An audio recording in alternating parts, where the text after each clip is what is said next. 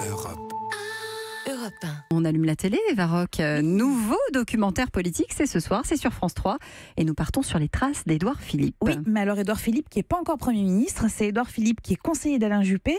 On est pendant la primaire de la droite, des semaines de campagne sous l'œil de la caméra de Laurent Sibien. Alors Laurent Sibien, il est réalisateur, il est surtout ami de longue date d'Édouard Philippe et électeur de gauche. Et depuis 10 ans, il suit les pérégrinations politiques de son pote, comme il dit. Alors il avait fait un premier film qui portait sur l'élection municipale au Havre d'Édouard Philippe. Là, c'est le deuxième film où il est beaucoup question d'Emmanuel Macron qui, à l'époque, on est en fin 2015, début 2016, n'a pas encore fait acte de candidature. Moi, je l'aime bien, Emmanuel. Vraiment. D'abord, individuellement, je l'aime bien. Et puis, je crois que je suis à peu près d'accord avec lui sur tout. Mais je ne crois pas du tout à ses chances. Personne sur le terrain vous parle de Macron? Non. Au Havre, personne ne me parle de Macron. Et François Hollande candidat, ça fait aucun doute? Ouais. Oui, vraiment, c'est... Ouais, ça c'est plus une... C'est pas un sujet, ça. Bah non, c'est pas un sujet. Alors Édouard Philippe, vous venez de l'entendre, n'est pas Madame Irma, mais il évoque quand même avec justesse son parcours. On le suit de son bureau de l'Assemblée nationale aux réunions publiques. On capte son enthousiasme et ses doutes aussi.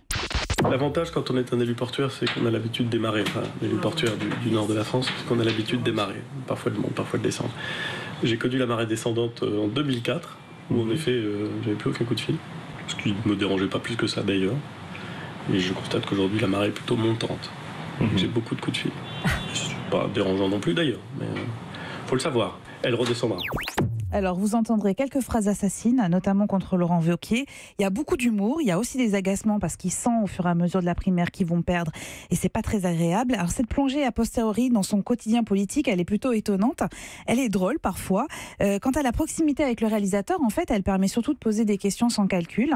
Le générique de fin, écoutez bien, il est tourné à Matignon, qui sera le décor du prochain film, épisode 3, et on entend Édouard Philippe dire ça. Quelle histoire, hein. Hein? Quelle histoire. Ah bah on dirait pas que au début. Ah bah non. Ah bah non, ça, les gens nous l'auraient dit, on aurait dit, oh, peut-être pas quand même. C'était pas écrit. Ça n'avait rien d'acquis.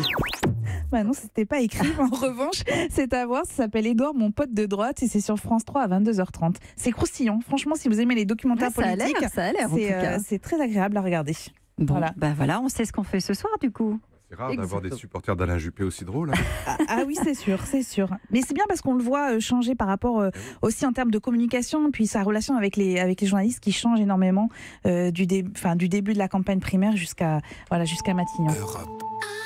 Europe 1.